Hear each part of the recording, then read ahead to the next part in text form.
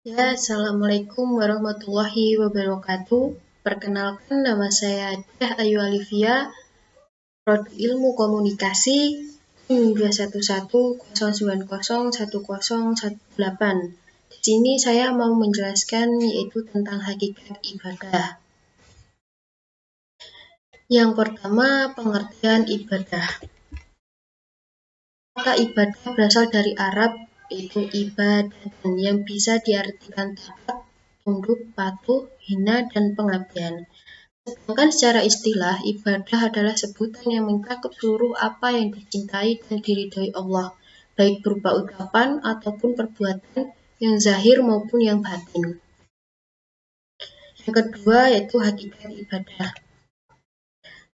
Menurut Sayyid Qutb, ibadah yang menjadi tujuan keberadaan manusia atau yang merupakan tugas utama manusia adalah lebih luas dan komprehensif daripada sekedar pelaksanaan simbol-simbol.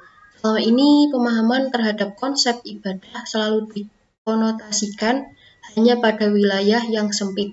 Padahal hakikat ibadah bukan hanya sekedar menjalankan semua perintahnya dan menjauhi segala larangannya.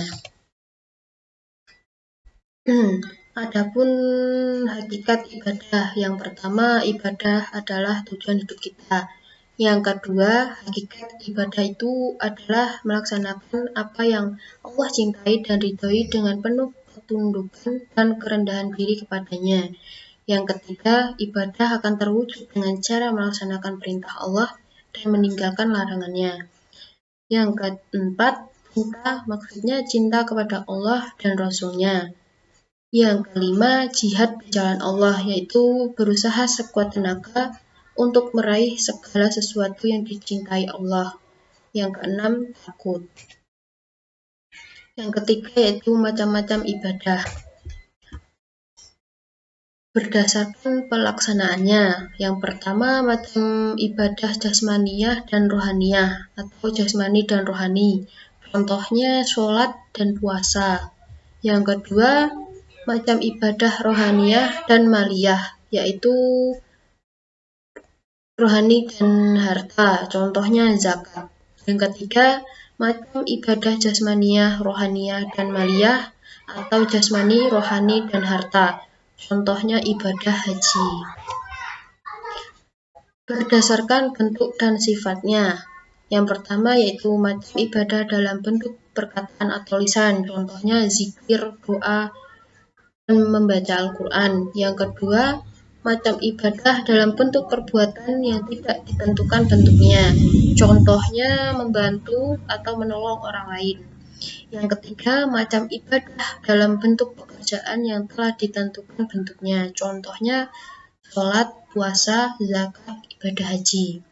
Yang keempat, macam ibadah yang tata cara dan pelaksanaannya berbentuk menahan diri, contohnya puasa, iktikaf, dan ihram.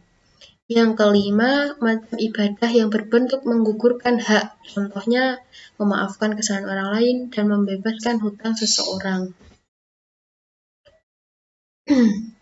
Yang keempat, fungsi dan prinsip-prinsip ibadah.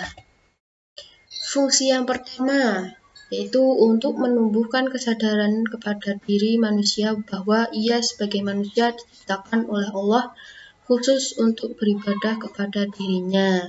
Yang kedua, itu mewujudkan hubungan antara hamba dengan Tuhannya, mewujudkan hubungan antara manusia dengan Tuhannya dapat dilakukan melalui muqarabah, yaitu sifat merasa selalu dalam pengawasan Allah Subhanahu wa taala, dan khudu, yaitu sikap tunduk kepada Allah Subhanahu wa taala.